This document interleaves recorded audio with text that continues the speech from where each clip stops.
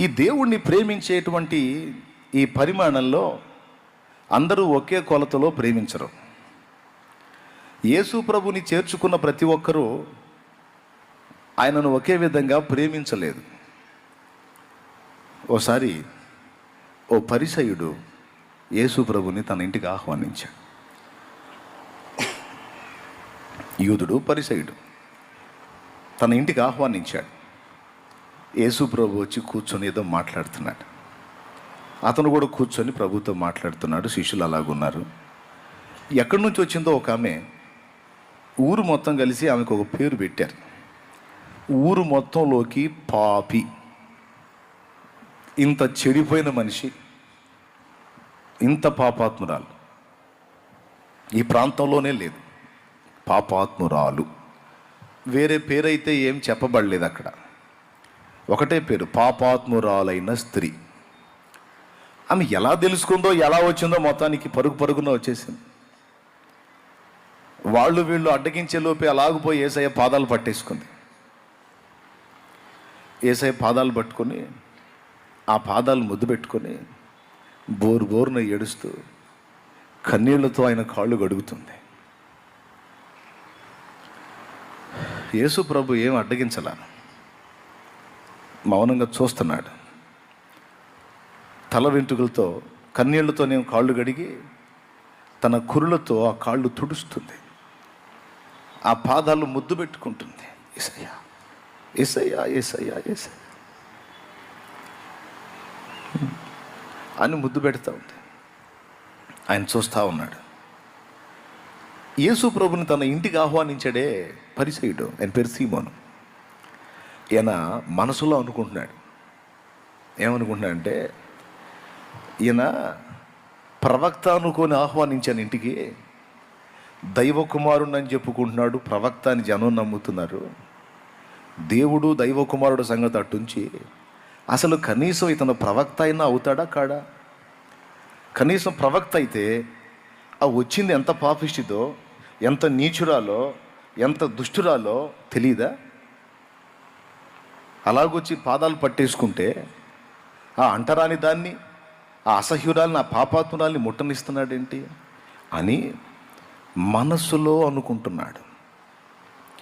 గమనించాలి, యేసు ప్రభు గురించి అతనికి సరైన ఒక అభిప్రాయం లేదు కానీ అందరూ ఆయనకి జేజేలు పలుకుతుంటే అందరి చేత గుర్తింపబడి గౌరవించబడుతున్నాడు కనుక ఇలాంటివన్నీ మన ఇంటికి ఆహ్వానిస్తే మనకు కొంచెం డిగ్నిటీగా ఉంటుంది అనుకున్నట్టున్నాడు. క్రైస్తవులు కొంతమంది పేరు మోసిన పెద్ద సేవకుల్ని ఇంటికి ఆహ్వానిస్తూ ఉంటారు. చిన్న చిన్న సేవకులు వాళ్ళకి పట్టరు. ఏదో రోడ్డు పక్కన చిన్న పరిచర్య చేస్తా, ఏదో చిన్న సైకిల్లో లేకపోతే ఏదో చిన్న లోనానో ఏదో వేసుకొని తిరుగుతూ సేవ చేసేవాళ్ళు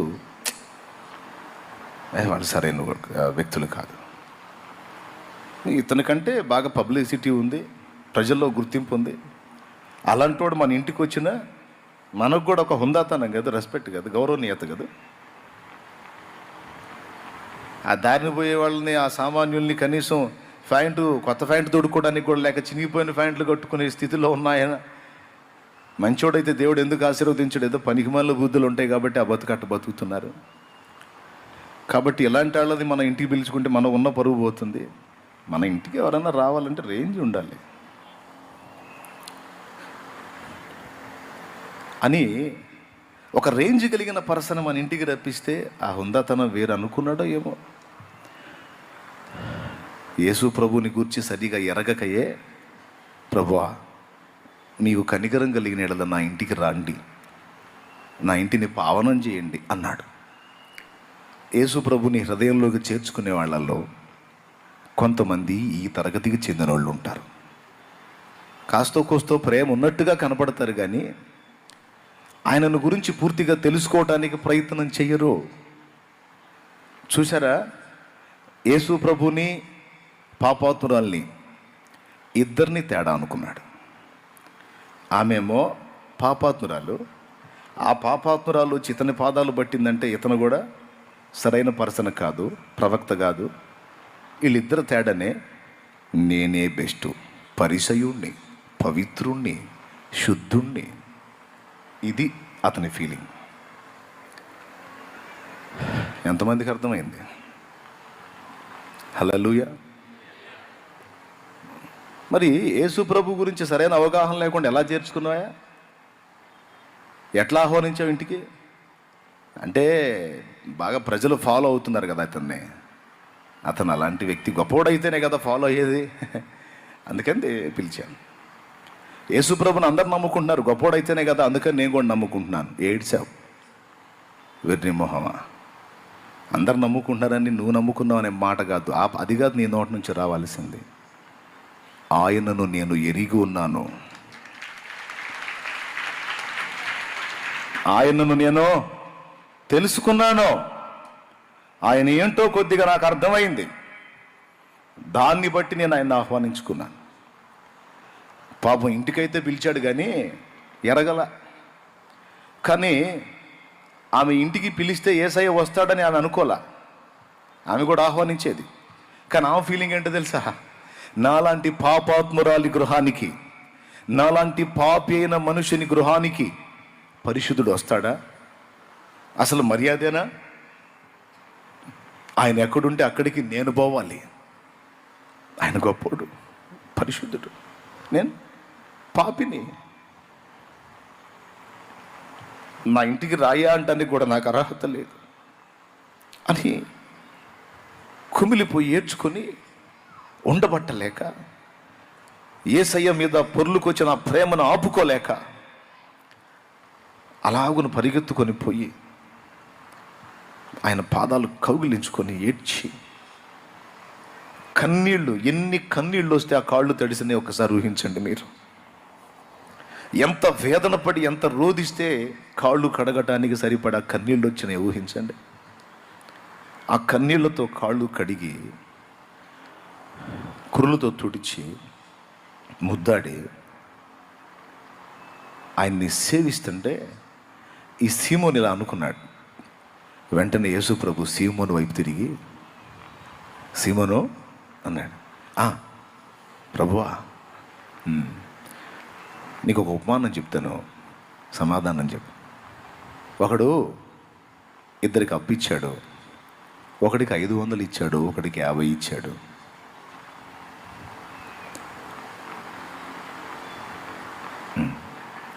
బైబిల్ ఏదైనా ఉంటే పెట్టండి, దాని మీద అయిపోతుంది.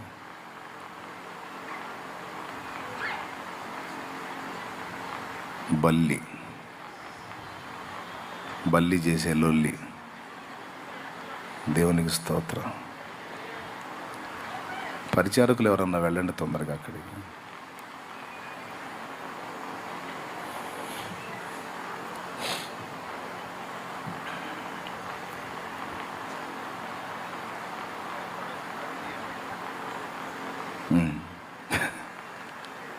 ప్రాస చెబుతున్నాడు సాల్మన్ అన్న. బల్లి చేసే లొల్లి, భయపడద్దు తల్లి అన్న.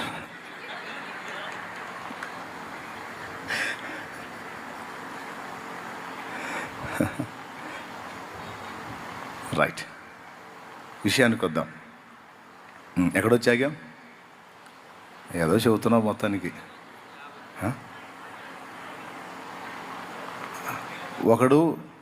ఒకడికి 500 ఇచ్చాడు, ఒకడికి 50 ఇచ్చాడు. వాళ్ళిద్దరూ అప్పున్నారు. ఒకరోజు ఎందుకో అతనికి కనికరం కలిగి ఇద్దరిని పిలిచి, మీ ఇద్దరు నా అప్పు కట్టాల్సిన అవసరం లేదు, సంతోషంగా వెళ్ళిపోండి అన్నాడు. ఇద్దరిలో ఎవరు ఎక్కువ సంతోషిస్తారు? సీమోను అన్నాడు. ఎక్కువగా క్షమించబడిన వాడే ప్రభువా అన్నాడు. సీమోను, నన్ను ఇంటికి రా అని పిలిచావు,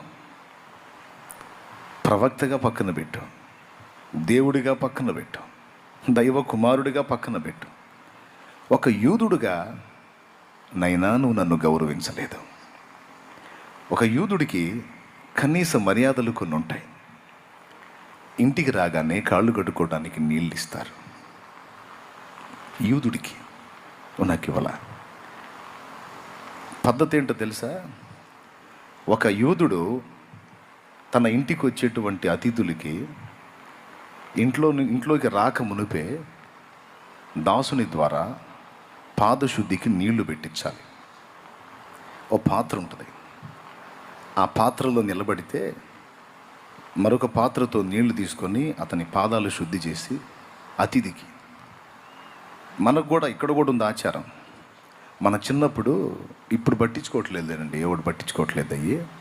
ఇప్పుడేం లేదు, హాయ్ ఎప్పుడొచ్చా బాగున్నావా, అదా అయిపోయింది. ఇప్పుడు దరిద్రం. వెనకటి రోజుల్లో మన చిన్నప్పుడు మన ఇంటికి ఏ చుట్టం వచ్చినా అమ్మ నాన్న ఏం చెప్పేవాళ్ళు, రాయ్ చెంబు తీసుకుని నీళ్ళు ఇపో. భక్తి పరులు వస్తే మన చేతే కాళ్ళు గడిగిచ్చేవాళ్ళు. బంధువులు వస్తేనేమో చెంబుతో నీళ్లు ముంచి వాళ్ళకి ఇస్తే వాళ్ళు కాళ్ళు కడుక్కోవాలి. ఎన్ని చెంబులైనా వాళ్ళు అడిగితే అన్ని చెంబులు ముంచి ఇవ్వాలి, లేకపోతే తంతారమ్మా నాన్న మనల్ని. ఇప్పుడు మన ఇంట్లో పిల్లలు మన ఇంటికి బంధువు వస్తే వెళ్ళిపోతారు. ఈడెవడు, ఈడికి నాకేం సంబంధం ఉంది, ఈడికి నీకేం సంబంధం ఉంది, అసలు వీళ్ళకి మనకు ఉన్న రిలేషన్ ఏంటి, ఏం అడగట్లే. ఎవడో వస్తుంటాడు పోతుంటాడు, మనకెందుకు. అప్పుడు తల్లిదండ్రి, అయ్యా ఇతను మీ బాబాయ్, మీ కాక, ఏమో మీ పిన్ని, అది ఇది అని చెబితే హాయ్ ఆ కేకిల్లో ఉన్నవి వెళ్ళిపోతాడు అనమాట. వాళ్ళకి అర్థమైద్ది ఈడే మనల్ని పట్టించుకోలేదని. కానీ వెనకటి రోజుల్లో నా చిన్నతనంలో కూడా మా అమ్మ మా నాన్న అట్ట చెప్పేవాళ్ళు. మా ఇంటికి ఏ చుట్టం వచ్చినా చెంబుతో నేను నీళ్లు తీసుకెళ్ళి ఇవ్వాలి, నేర్పారు అట్లా. యూదుల ఆచారం ఏంటంటే ఇంటికి అతిథి వస్తే నిలబెట్టి కాళ్ళు గడగాల. రెండవది పరిమళ తైలం ఉంటుంది, అది రాయాల. ఎందుకంటే అప్పటి రోజుల్లో కాలినడకలు కదా. కాలినడకల్లో రోడ్ల మీద జర్నీ చేసేటప్పుడు గాడిదలు గుర్రాలు ఇవన్నీ రోడ్ల మీద తిరిగి ఉంటాయి కదా, వాటి యొక్క విసర్జన అనేది రోడ్ల మీద ఉండేది. వీళ్ళు తిరుగుతూ వస్తారు, నడుస్తూ వస్తారు కనుక తొక్కు వస్తారు, కాళ్ళు అపవిత్రంగా ఉంటాయి కనుక రాగానే ముందు కాళ్ళు గడుగుతారు. తర్వాత ఆ దుమ్ము ధూళి కొట్టుకొని దుర్గంధభరితంగా ఉంటారు కనుక వాళ్ళని శుభ్రం చేసి సుగంధ తైలం రాస్తారు పరిమళ వాసనకి. మూడవది ముద్దుతో చేర్చుకుంటారు. తెలుసా, ముద్దుతో చేర్చుకుంటారు. యోధా చూసావా, యేసయ్యను అప్పచెప్పేటప్పుడు ముద్దుతో అప్పచెప్పాడు. వీడ్కోలు ముద్దుతోనే చెప్తారు, స్వాగతం కూడా ముద్దుతోనే స్వాగతిస్తారు. అపవిత్రమైన ముద్దులు కాదులే, పవిత్రమైన ముద్దు. దేవునికి స్తోత్రం కలుగునుగాక. హల్లెలూయా. పౌలుని యెరూషలేముకి వెళ్ళొద్దని ప్రవక్త ద్వారా దేవుడు హెచ్చరించిన వెళ్ళటానికి బయలుదేరినప్పుడు వారందరూ పౌలు మెడ మీద పడి ఏడ్చి అతన్ని ముద్దు పెట్టుకొని సాగనంపిరి అని ఉంటుంది. వీడ్కోలుకి ముద్దే, స్వాగతానికి ముద్దే. సీమను ప్రవక్తగా కాదు, దైవ కుమారునిగా కాదు, ఒక సాటి యూదునిగా కూడా నువ్వు గుర్తించలేదు. కానీ నన్ను ఇంటికి ఆహ్వానించావు అంటే నన్ను ప్రేమిస్తున్నట్టు కనపడుతున్నావు, కానీ నీ ప్రేమలో చాలా వెలుతుంది. ఇది పాయింట్. భక్తిగా కనపడుతున్నావు కానీ నీ భక్తిలో నాకు తృప్తి లేదు. చెప్పకనే చెప్పాడు. ఆమె ఇంటికి నేను వెళ్ళాల. నువ్వు చేయాల్సిన పని ఆమె చేసింది. నన్ను వెతుక్కుంటూ వచ్చింది, కన్నీళ్లతో నా పాదాలు కడిగింది, తన కురులతో తుడిచింది, తను తెచ్చినటువంటి ఆ తైలం ఏదో కాళ్ళకు రాసింది. అప్పటి నుంచి ఇప్పటిదాకా నా పాదాలు వదలక ముద్దాడుతూనే ఉంది. ఇప్పుడు ఇద్దరిలో ఎవరు ఎక్కువ ప్రేమించినట్టు సీమను? నీకంటే ఈమె నన్ను ఎక్కువగా ప్రేమించింది అని ఆమె వైపు తిరిగి, అమ్మా నీ పాపములు క్షమించబడి ఉన్నవి, సమాధానం గలదాన్ని వైపు అన్నాడు. ప్రియులారా, దేవుణ్ణి ప్రేమించే విధానంలో పర్సంటేజ్ అరాకొరా ప్రేమ.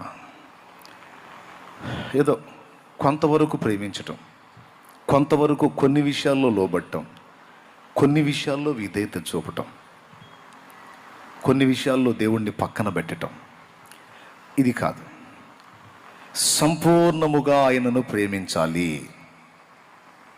దేవభక్తి సాధనలో ఒక ప్రాముఖ్యమైన విషయం సంపూర్ణముగా ఆయనను ప్రేమించాలి. మనమేమో చక్కగా పాట పాడతాం. నా పూర్ణ మనసుతో ఆహా ఆరాధింతు, నా పూర్ణ బలముతో ప్రేమించెదన్, ఆరాధన ఆరాధన ఆరాధన ఆరాధన. ఇలా గ్రూపులో కలిసి పాటలు పాడే ఒక ఆయన నెలకు 50,000 శాలరీ అంట. 50,000. సంఘానికి ఏ అవసరత ఉన్నా, పరిశుద్ధులకి ఏ అక్కర ఉన్నా, దేవుని పనికి రూపాయి కూడా బయటికి తీయడంట. నెలకు 50,000 వస్తాయి. ఓ రోజు ఈ కమిటీ బ్యాచ్ ఉంటారుగా, వీడు అందరికంటే ముందు వచ్చి పాడతాడు, మళ్ళీ పాడతాడు. నా పూర్ణ మనసుతో ఆరాధింతును, నా పూర్ణ బలముతో ప్రేమించేదన్ అన్నాడు. దశంభాగం వీడు. ఏదన్నా అవసరత ఉంది, మందిరానికి అవసరం ఉంది, పరిశుద్ధులకు అక్కర ఉందన్నా కూడా పైసైడు.